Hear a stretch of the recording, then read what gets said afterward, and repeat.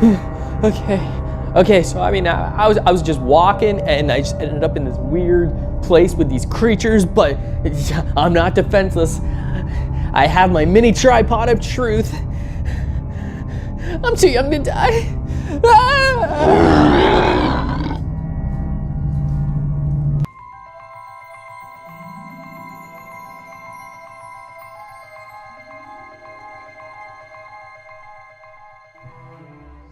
Hello and welcome to Joe's Geek Show, the video series where we talk comics and Crossers Gate issue number 2.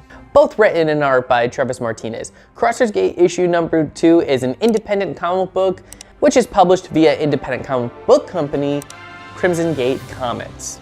Crossers Gate tells the story of Elian, a high school student who has a very particularly unusual day where he finds himself going through a gate of sorts, a dimensional rift which transports him to sort of a mirror image of our reality, but this one is just covered by hellish nightmare creatures, which we later find out is a dimension known as the Hades realm. And coming after the events of Crossers Gate issue number 1, Elian manages to get back to the real world, or so he thinks. There's definitely certain elements about the real world that makes him think, okay, maybe I still might be trapped in the Hades realm. And over the course of the issue, there's sort of a challenge in his perception of, is this actually all really happening, or is he going crazy? You also have the art by Travis Martinez, who has a very manga sort of style in terms of his artwork. So this looks very manga-like if you just shrank it down into a Japanese manga-sized book and you just have several chapters in there, boom, yeah. Essentially have artwork kind of like that, just more in a comic book format, which makes it overall interesting to look at. And I know I'm being super vague on this book as opposed to some of my other comic book reviews where I'd have panels just flying across the screen of, oh, it looks like this, and that. The thing with indie books is that I try to be as vague as possible while just giving, sort of that brief overview of the story so that, you might, if you want to, go and support it if it sounds interesting.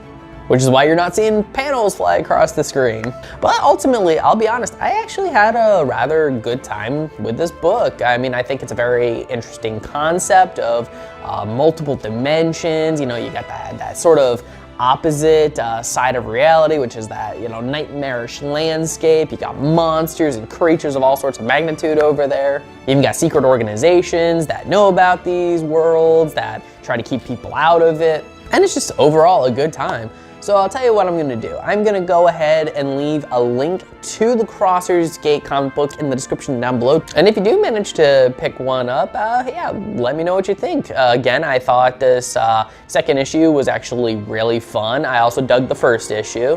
And always keep in mind, these are indie books, so they're not gonna be quite as polished as some of the more big 2 DC Marvel stuff, but that is what I like about indie books, is that they're generally raw, but they're passionate at the same time. And I'm a firm believer, hey, give every book its fair shot.